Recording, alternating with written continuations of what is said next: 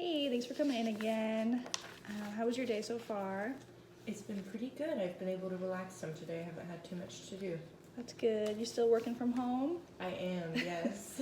Enjoying that? Sure. I am a lot less productive and I'm getting pretty restless, but I do like that I am in my pajamas all day. That part's nice. Love it. Mm-hmm. All right, well, before we get started, I do have the consent form for you to sign again, just stating that everything is confidential. If at any point you don't feel comfortable saying something, you can refrain from saying that, or if you don't feel comfortable at all, we can stop. And then again, this is for the purpose of class. So students and my professor will both be looking at this video. So if you can just sign this for me. Absolutely. And today is the 31st. Okay. I looked you. You're today ready this because I time. never know.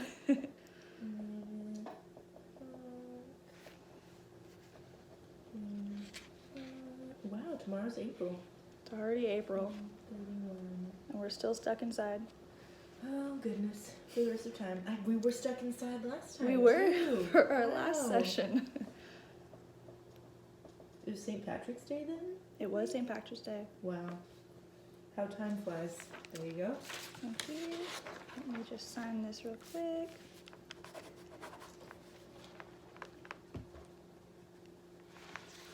Okay.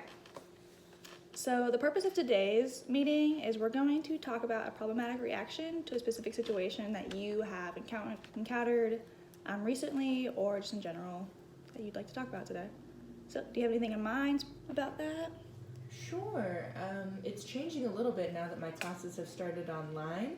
It's easier for me to avoid totally now, although I don't know that that's necessarily productive. But I'm in my final year of school, hopefully forever.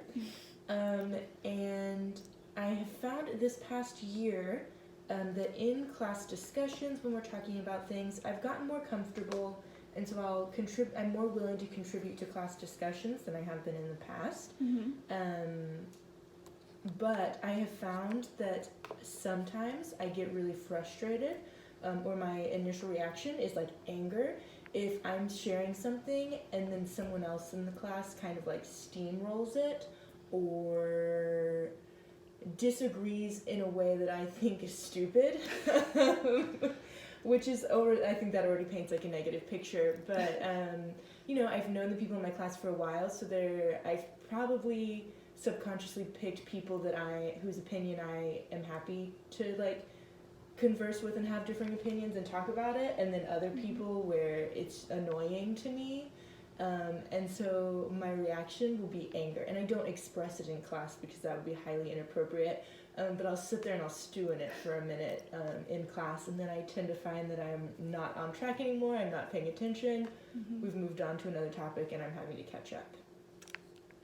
So you said that this is kind of new for you, being able to do discussions in class and openly talk. Is that something that you've grown into or over time, or just you've been forced to talk in class and now you're kind of get used to it? Yeah, so I traditionally am not a class talker, or at least in discussion-based classes. Like K through 12 and even like gen ed classes where it's like there's a right answer or a wrong answer because it's math or science or something like that. I'm willing to answer those, but when it's my own personal thoughts and opinions on a subject, sometimes in a class with like 50 to 60 people I don't know very well, I generally have not contributed in the past, whether that was because I was shy or if I was really thinking about my answer. Sometimes it just takes me a long time to decide what I think, and I like to hear what other people are saying first, to sort of see how it differs or is similar to them. And then other times I find that class discussions are people just rephrasing what the other person has already said a million times. And I think it's really unproductive. And so I kind of silently protest it and don't contribute to class because I'm ready for us to move on. I don't have anything different to say about the topic. Kind of beating a dead horse. Right. But in the past year, my cohort is very small. Max, there are 14 or 15 of us in a class, and we've gotten to know each other throughout this whole year. So people have started to find out that I generally don't talk in class. But then they see my assignments, or they have to work with me in a group, and they realize that I do have a lot of opinions on whatever it is that we're talking about. And so they've started to kind of call me out, or specifically in a friendly way, to ask my opinion. And so I've been trying to just get ahead of them and contribute once or twice in class before they catch me off guard on something where have either haven't been paying attention or don't really have an opinion on or anything like that. Mm-hmm. So with the smaller class size, you've been able to get to know people better. And you said outside of class, you have a lot of opinions, and they're and they're willing, and they hear that, and they know that you do. So in class, they're kind of like, well, Meredith hasn't said anything lately. What does she think? Or if they know you have a certain opinion, that they're going to ask you for it. Yes. And you are not exactly willing to do that. Or if it's not productive for the class, you're willing you kind of want to move on and continue. Yes. I have a lot of classmates who are very into discussion for discussion's sake, and they love seeing sort of what tangents it can take you on, and they find that a really beneficial piece of learning. I don't disagree, but it's not my innate preference. I'm very content-based, and like, this is the topic we started on. I would like to stay here and finish it, and then I would like to move on to the next thing in this outline agenda that I've created for the day, which can be really limiting, but I also find that sometimes, this is a little bit off topic, but we had one class where we were talking about like creating a trust. So when like a for-profit company creates a not-for-profit like foundation, and how they put money into that. And so we're talking about all the ways that people do that, and when they're ethical and when they're not, and when they're just ways to give the company a good name. And that was all very interesting. But then someone was like, well, what about Newman's Own pasta sauce? That's a nonprofit, right? Is it good? Is it evil? Does it only? Whatever.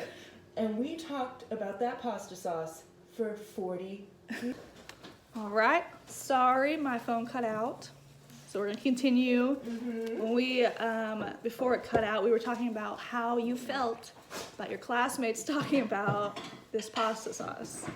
Yes. So like I was saying, we talked about it for a solid 40 minutes, and it wasn't anything where we learned something new, because our professor is obviously not an expert on the Newman's Own family, fortune, or trust, or anything about that. He doesn't know the answer. So we kept going back and forth. It was just very cyclical. Nothing important happened. He finally dragged the class away from that topic so we could go back to learning. And then we ended the class on it again. Somehow someone brought it back up. I've never been more annoyed about something in my life. That's a very specific example, but that happens like fairly often in my classes. The pasta sauce? Yes, in a tangent like that. The tangents. They haven't talked about pasta sauce again since that day. I have to complain about it, but that's it. So it sounds like you want to keep to the content, you want to learn what you need to learn. There's no reason to talk about meaningless things that you feel aren't adding to the value of your education. Yes. So that's what I'm hearing. All right. Well, I am actually going to pause the recording on purpose this time. Yes. And then go through these questions real quick. Okay. Okay, I took a couple minutes to answer some questions that I have to do, and we're gonna go over my interpretation of what you have discussed so far. So from what I'm hearing, it sounds like a lot of the times you feel angry, you said, when classmates either call you out, when you are not prepared to answer a question, or whether you don't want to.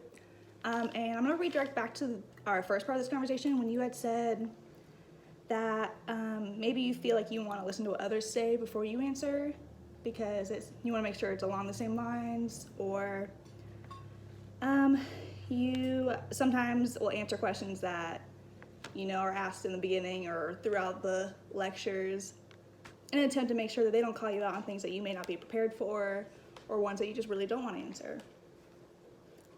So I want to kind of explore what you said about waiting until you hear what other people say before giving your opinion on things. Is that something that you have experienced throughout life? Kind of maybe when you express your opinions, people either, push back on it or say that you're wrong in any situation, or have you felt angry before about giving your opinions, or is this mainly like a classroom setting? It's traditionally a classroom setting, because if I'm expressing my opinions somewhere else, I'm usually fairly comfortable with the folks that I am doing it with, and sometimes I'm maybe the aggressor in those situations, and I'm who started the conversation no one wanted to have anyway. But then in familial settings, I'll sometimes be angry or like push back, generally with my parents. That was more of a teenage thing. We've kind of phased out of that at this point. Right, which is normal. Yeah. So it's mainly a classroom setting. Okay. It's similar to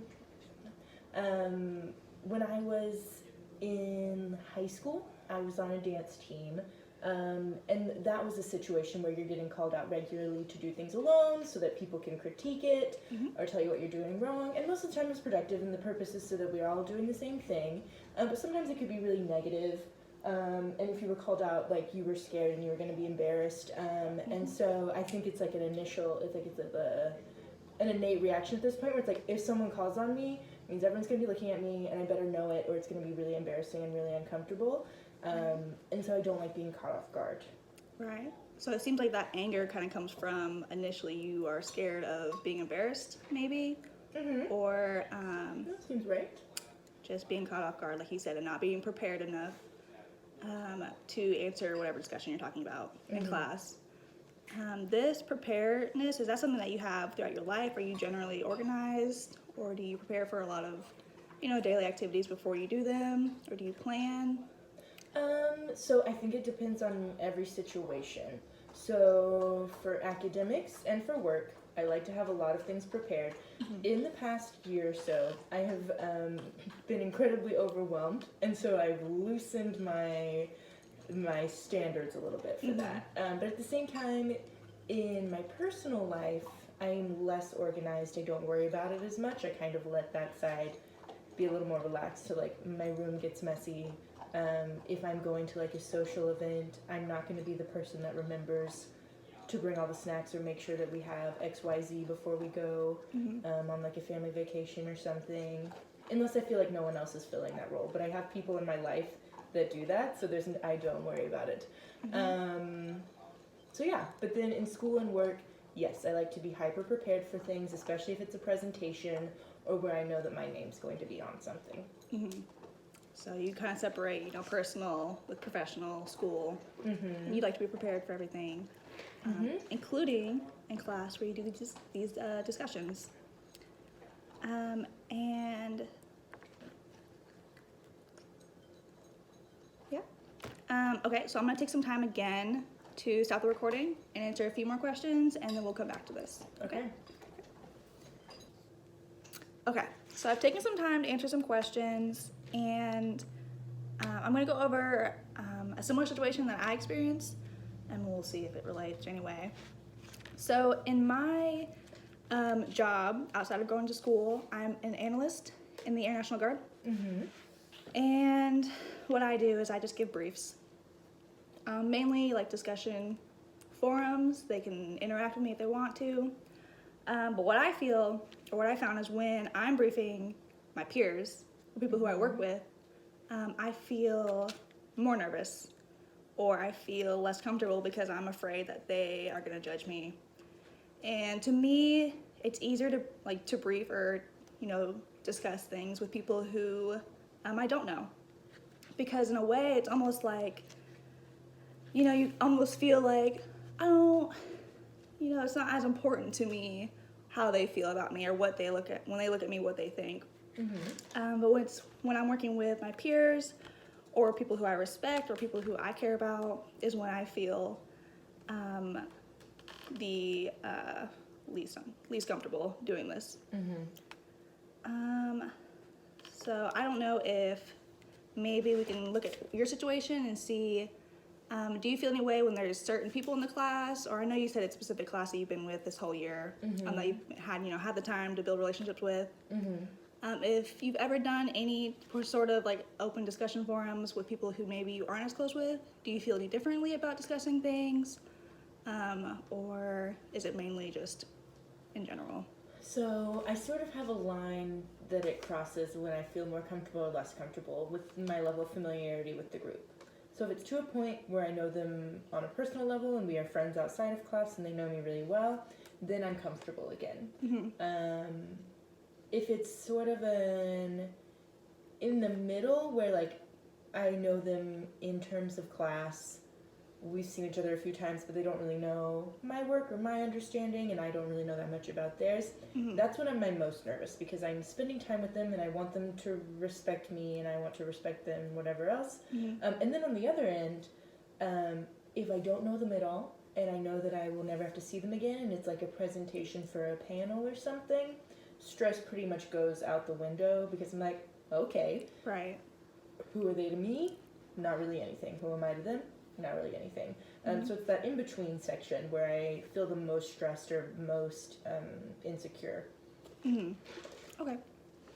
So, in class, sometimes I know this sort of anger or uncomfortable feeling when discussing things around people you know, Mm-hmm. or in classroom situations, can stem from, not being confident in your answers, or just not wanting to kind of stand out from the rest of the majority. Mm-hmm. Is that something that you could say is true for you, or? Yes. My worst nightmare is for people to look at me. Right. I don't like it. Physically, just like all their attention's on you, and that's a big Incredibly big fear. uncomfortable. I don't like it. That's normal for most people. Something that comes with time, and is really built on confidence levels. Something that you can look at and you can say that you are educated and you are trained in these things, and you have a right to have an opinion. And I think some of the most nerve-wracking things about school for most people are those kind of critical thinking or discussion forums in general. Yes. So that is common. I find that if it's like you work in groups on something and then you present your like plan or idea to the class, that doesn't bother me at all. We sat down and thought about it for a minute, created a plan. I will happily be the person that talks about it. But when it's more just the teacher asks the question at all, and then I'm pulled out to say something, that's when it's a problem. You feel? Yeah. And specifically, kind of closing everything and pulling everything together, you specifically feel anger when certain classmates either call you out. Is that really just with like your classmates, or is that when you feel angry when your teacher maybe calls on you? So I've never had a teacher that like calls on me in that way. It's always been my classmates that do it. I don't know if that's just the relationship between us. And it's so I'm frustrated when they call me out to be the person to answer the question. I get angry if someone has a comment that I think like steamrolls what I said or whatever, and I think it's because my brain is making these like jumps that aren't necessarily logical, where I go, oh, they disagreed with me, they think I'm stupid, blah blah blah blah blah, and then it goes into that.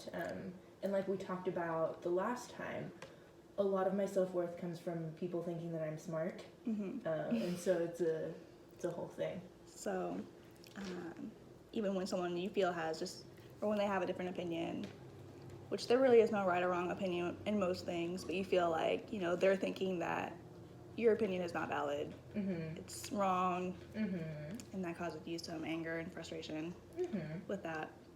Yes, and a lot of times it's not what they're doing, and if I just take a second, I can realize that.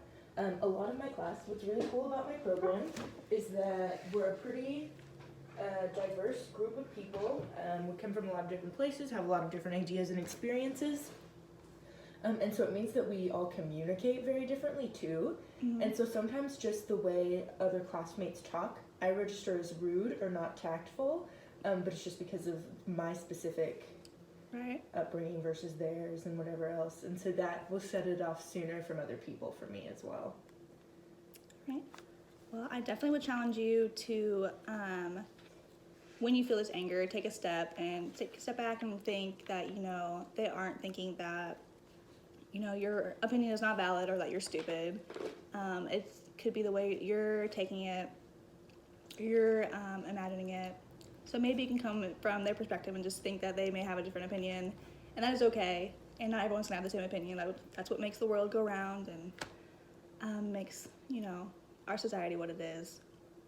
And also, going back to about your peers and your friends pressuring you, maybe you could either talk to them if that really does bother you, or also take it as an opportunity that maybe they feel, in some way they want to help you, and they're pushing you because they know you are intelligent, and they know that you know things, and you have opinions, like strong opinions about certain things. That is one that I have tried to do, and one friend in particular basically said, "I'm doing it to get a rise out of you. Calm down." So some of them. Other times, that piece stems from I'm particularly stubborn, and like I've said earlier, where I don't like to have everyone's eyes on me. In my program, you do a lot of like acting things out, where you're like, okay, let's do this scenario, and that's my extra worst nightmare. I hate doing that, and that's one that they love to be like, oh, we'll do it, and it's like my partner or something, and I'm like, no, because I don't know if it's from being the youngest child or what. I'm incredibly stubborn. If I actually say no, it means that I will not do it. And if I feel like someone's pushing me on it, I really dig my heels in. That is not an appropriate way to act in class. So horrible, frustrating. Right. But then other classmates also think that I'm doing it because I think that I don't know how to do it. And then when we practice it out, they go, "You did it." And I'm like, "Well, I knew that I could. You just I didn't want to." Kind of like a rebel without a cause. Maybe in some situations you just I don't want to. Don't want to do what you're told. Yep. Well, that can come from many things. Maybe you just, growing up, maybe you were told to do things, or I know you said dance class, a lot of that's instructed. I also didn't want to do dance at all, and I did it for... And you did it. 16 years 16 or so. years. Yeah, that can come from that. Maybe you felt pushed to do something, and now... some people, when they hit college or when they're adult, they feel like, well, now I'm finally able to do things that I want to do without feeling the pressure from their parents. I think that absolutely plays a role. Plays a role in you feeling, I don't want to do this. Yeah. You don't have any right to tell me to do this. Well, again, I just want to challenge you to just, maybe get some positive self-talk. When you do feel insecure maybe, or when you don't feel comfortable in class discussions, because you are capable and you are intelligent and your opinions do matter, and just reevaluating and looking at your peers and thinking that they don't mean it in negative ways. They are trying to either be helpful or just trying to add to the discussion. There's no they're not attacking you in any way. So before we go ahead and close up, are there any other questions or any comments you'd like to make? Do you have any suggestions for, like, in the moment when I'm feeling upset, or, like, ways that you take a step back when you're feeling overwhelmed or having a negative thought or emotion?